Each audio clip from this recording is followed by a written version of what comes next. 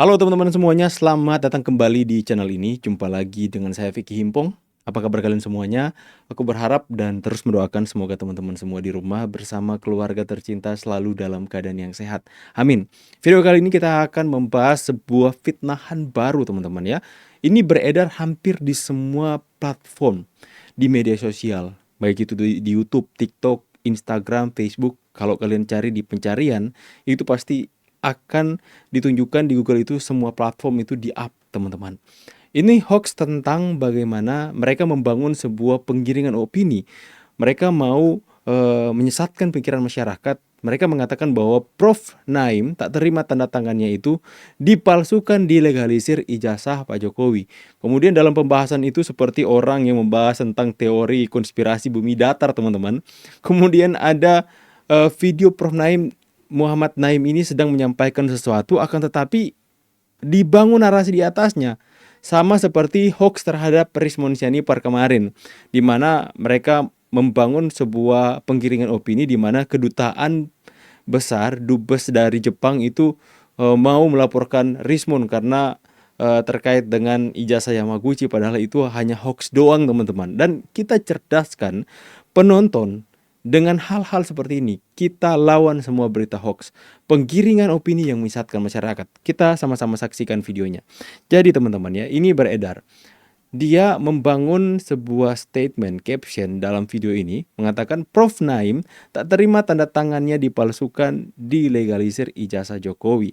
Ya, jadi dari captionnya saja dan kemudian dari video, orang-orang berpikir bahwa jangan-jangan benar ini Prof. Naim akan menyampaikan konferensi pers, menyampaikan keberatan atau tidak terima tanda tangan dipalsukan. Tapi tidak, semuanya hanya narasi dan penggiringan opini. Kita sama-sama dengarkan dulu teman-teman. Naim, Magister Agroteknologi, pria kelahiran Cepu, Jawa Tengah, 16 April 1954. Saat ini merupakan guru besar sekaligus sesepuh atau yang dituakan di Fakultas Kehutanan Universitas Gadjah Mada, Yogyakarta.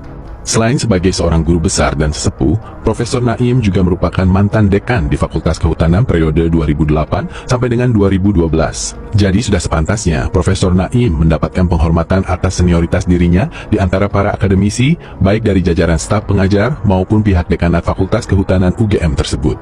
Namun ternyata faktanya justru Profesor Naim mendapatkan perlakuan yang sangat tidak pantas diterima oleh dirinya dari beberapa rekan sejawat yang lebih junior di fakultas, yaitu dengan menarik-narik Profesor Naim ke dalam pusaran polemik ijazah sarjana UGM Jokowi yang diidentifikasi merupakan ijazah palsu yang divalidasi oleh pihak Rektorat UGM serta Dekanat Fakultas Kehutanan yang notabene mereka adalah para junior dari Profesor Naim. Perlakuan yang tidak pantas tersebut yaitu dengan adanya pemalsuan tanda tangan Profesor Naim yang diterapkan pada pejabat dekan yang melakukan legalisasi salinan ijazah UGM palsu Jokowi, yang mana salinan ijazah tersebut digunakan dalam pencalonan Jokowi untuk menduduki sebuah posisi jabatan publik sejak tahun 2005 sampai dengan tahun 2014. Padahal jelas tercatat bahwa Profesor Dr. Insinyur Muhammad Naim menjabat sebagai dekan Fakultas Kehutanan UGM pada periode 2008 sampai 2012. Jadi sangat mustahil jika pada salinan ijazah UGM Jokowi yang diperoleh dari KPUD Kota Madya Surakarta sebagai syarat pencalonan wali kota pada tahun 2005 dilegalisir oleh Profesor Naim. Demikian juga dengan salinan ijazah yang diperoleh dari KPU Pusat yang merupakan persyaratan pencalonan presiden tahun 2014. Sebab Profesor Naim sudah tidak lagi menjabat dekan pada tahun 2014. Dari beberapa cacat administrasi yang jelas terbaca ada pada salinan-salinan ijazah UGM Jokowi, sudah bisa menjadi bukti kuat bahwa ijazah sarjana UGM yang diklaim dimiliki oleh Joko Widodo alias Jokowi bisa dipastikan sebagai ijazah palsu. Apalagi setelah saya temukan tanda tangan pembanding milik Profesor Naim yang asli, maka menjadi semakin jelas bahwa legalisir yang ada pada 4 salinan ijazah UGM Jokowi yang dirilis oleh KPUD Surakarta, KPUD DKI Jakarta, serta KPU Pusat, kesemuanya adalah dokumen palsu. Hal ini menjadi indikasi kuat bahwa selama ini telah terjadi kong kali kong atau persekongkolan jahat yang masuk dalam kategori konspirasi besar yang melibatkan banyak lembaga negara, baik dari UGM sebagai pihak yang memberikan validasi keaslian ijazah Jokowi, KPUD dan KPU yang merupakan penyelenggara pesta demokrasi pemilu, serta kepolisian yang turut serta memberikan penguatan terhadap kesaksian-kesaksian palsu atas keaslian ijazah sarjana Jokowi. Kemudian, akankah konspirasi tersebut terus dipertahankan demi seorang Jokowi yang telah secara terang benderang membuat kerusakan fundamental? Bicara soal konspirasi, dia membawakannya sambil menerangkan sebuah konspirasi. Ya, dari video yang saya saksikan, ini ada 2 menit 58 detik. Itu tidak ada satupun Prof. Nain yang memberikan statement bahwa tidak terima tanda tangan yang dipalsukan. Hanya cuplikan-cuplikan video, entah mungkin gak ada kaitannya dengan ini. Kemudian mereka mau menghipnotis masyarakat dengan kebohongan-kebohongan penggiringan opini agar supaya seolah-olah nih teman-teman ya, seolah-olah ketika masyarakat melihat ini, Prof. Naim tak terima tanda tangan dipalsukan. Ini masuk dalam asumsi masyarakat, wah ini tanda tangan di ijazah legalisir Pak Jokowi, yang menandatangani itu menolak bahwa itu bukan tanda tangan yang dipalsukan. Itu asumsi masyarakat ketika melihat postingan ini, padahal isinya di dalamnya itu hanya orang membangun teori-teori konspirasinya, seperti orang membahas tentang bumi datar, teman-teman. Yang membahas ini, yang pembawa narasinya pun dari AI. Lantas kemudian mau menggiring opini masyarakat agar supaya berpikir bahwa ijazah Pak Jokowi palsu dan palsu lagi.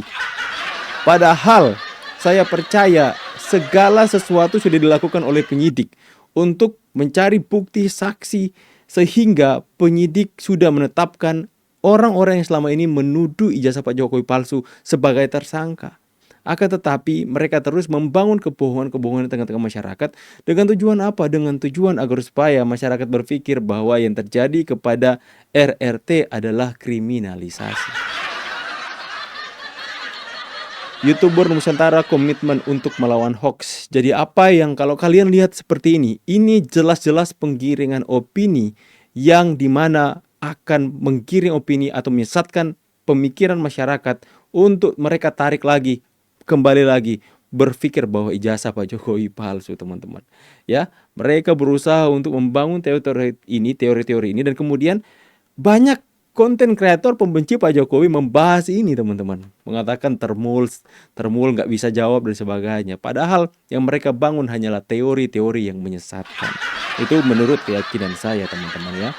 Tapi anyway, ngomong-ngomong ya, jadi semoga masyarakat penonton saya tercerahkan ya. Kalau kalian lihat video seperti ini jangan sampai kalian terkecoh dengan berbagai macam kebohongan-kebohongan yang mereka bangun, teman-teman. Kita sama-sama dulu saksikan bagaimana Bapak Jokowi semakin direndahkan, semakin diserang, makin dihormati. Mereka ini apa nggak sadar bahwa Pak Jokowi ini mau mereka buat sebagaimanapun, Pak Jokowi ini tetap Presiden ke-7 Republik Indonesia yang sudah berjasa untuk bangsa. Yang juga kalau kita tarik ke belakang melihat bagaimana peran Pak Jokowi membawa atau menarik dukungan masyarakat untuk memilih Prabowo Gibran, itu tidak bisa kita hilangkan. Jadi saya percaya sampai detik ini Pak Prabowo begitu menghormati Pak Jokowi. Mau kalian sampai banting tulang, mau dari pagi sampai malam fitnah-fitnah Jokowi, Pak Jokowi tetap dengan nilai yang sama, tidak akan pernah berkurang nilainya. Kita lihat, teman-teman. Saya juga sangat berterima kasih atas tokoh-tokoh bangsa yang hadir di sini, presiden-presiden luar biasa pendahulu saya.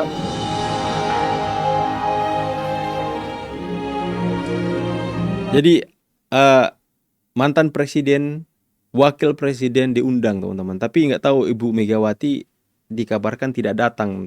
Mungkin ada halangan atau apa ya, teman-teman ya.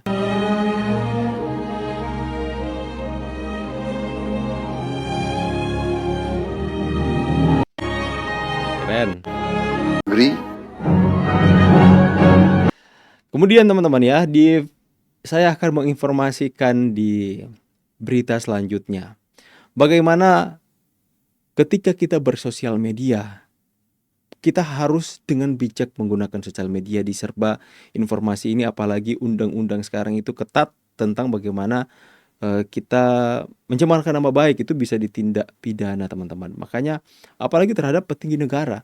Ada seorang yang menamakan dirinya peci merah, teman-teman, itu menantang Pak Prabowo naik ring. Coba kalian bayangkan orang ini ya. Itu tidak bijaksana dalam menggunakan sosial media. Nanti kalau udah ditangkap, nangis-nangis, klarifikasi, minta maaf lagi. Kita lihat sama-sama. Aku harus angkat ini karena aku sebagai masyarakat yang dimana harus menghormati pemimpin tertinggi bangsa ini, gak terima jika Pak Prabowo dikata-katai seperti ini. Ya. Apa perlu kamu aku tantang naik ke atas ring, wo? Coba. Wo, Prabowo. Apa perlu kamu aku tantang naik ke atas ring, wo? Kalau dibilangin nggak bisa, ya? Awas, jangan sampai keputusanmu menyengsarakan rakyat Indonesia, wo. Hati-hati bekerja sama dengan penjahat dunia, yaitu Amerika. Terakhir kemarin kamu bikin perjanjian dengan Donald Trump. Ya, jelas merugikan Indonesia. Coba kamu baca nggak poin-poinnya? Ya, Indonesia menjadi budaknya Amerika. Ya, benar ini.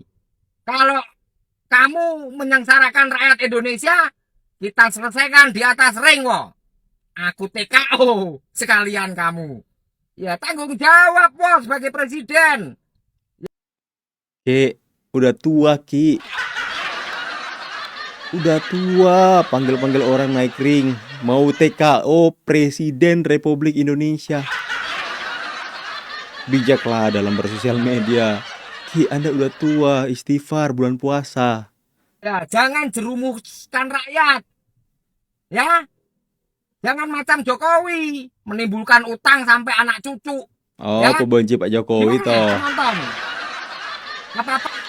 Jadi Anda mau katakan bahwa hitung-hitungan politik antara Anda dengan Pak Prabowo soal dengan gejolak yang terjadi antar bangsa-bangsa, Anda mau katakan bahwa hitung-hitungan Pak Prabowo dengan Anda masih Anda yang lebih baik gitu.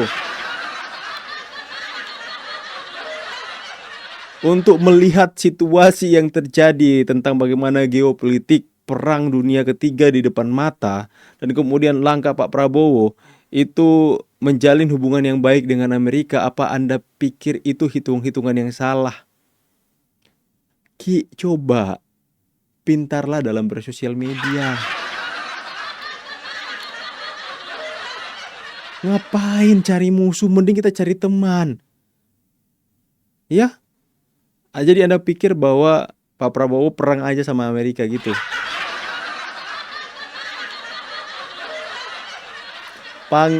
Pakai ajak-ajak Pak Prabowo naik ring dan dia mau TKO katanya.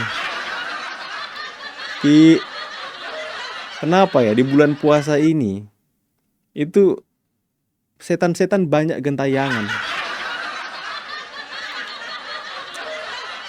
Saya nggak katakan mereka setan teman-teman ya, tapi perilaku-perilaku yang setan ini yang perlu kita waspadai.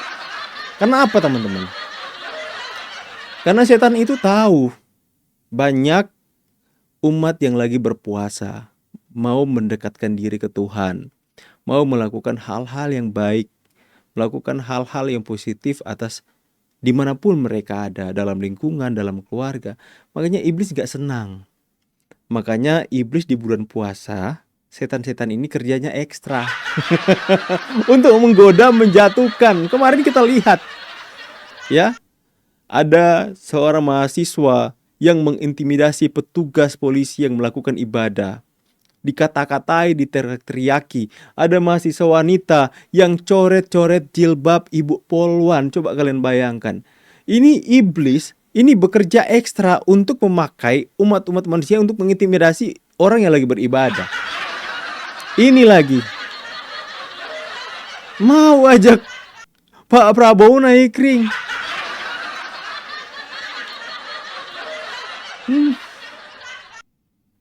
Ya. Aduh, Pak. Nama Anda peci merah sang Pancasila, tapi kelakuan Anda tidak mencerminkan. Ayolah Pak, udah tua, saya ajak untuk bijaklah dalam menggunakan sosial media. Nanti kalau udah keciduk, udah kena pasal, baru nangis minta maaf lagi Pak. Mending daripada kita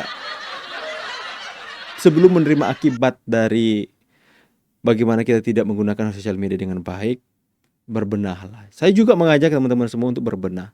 Untuk sama-sama kita bersosial media dengan baik. Ya, kita lawan hoax dengan cara yang positif. Ya, orang-orang seperti ini teman-teman ya, memberikan kritik, tapi kritik itu sudah keterlaluan. Kritik saja. Pak Prabowo tolonglah jangan mengambil keputusan-keputusan yang menyengsarakan rakyat. Kami ini menjadi budak Amerika. Dia mengatakan Indonesia dengan keputusan Pak Prabowo untuk menjalin hubungan baik dengan Amerika menjadikan Indonesia ini budak Amerika. Mana buktinya, Pak? Yang Anda katakan itu semuanya ngawur tanpa bukti. Ngomong asal, itu seperti tuduhan kepada pemimpin negara. Ya, Anda menyatakan hal seperti itu, ini hanya menjadi jerat sebenarnya. Jadi sama-sama kita ingatkan teman-teman ya, agar supaya jangan sampai, karena kita sembarangan saja bersosial media sehingga itu menjadi jerat buat kita sendiri. Ya, semoga video ini bisa mengedukasi teman-teman semua. Semoga juga kita bisa lebih jeli dalam menyaksikan video-video yang lewat di beranda sosial media kita. Karena penggiringan opini untuk menyesatkan pemikiran masyarakat itu gencar dilakukan oleh para buzzer, teman-teman. Buzzer-buzzer ini mengglorifikasi sebuah berita konspirasi yang mereka bangun untuk menyesatkan masyarakat. Jadi kalau masyarakat tidak pintar dan punya filter untuk menyaring setiap berita, bahaya. Itulah peran YouTuber Nusantara hadir untuk mencerahkan masyarakat. Saya pamit, see you on the next video and God bless you guys.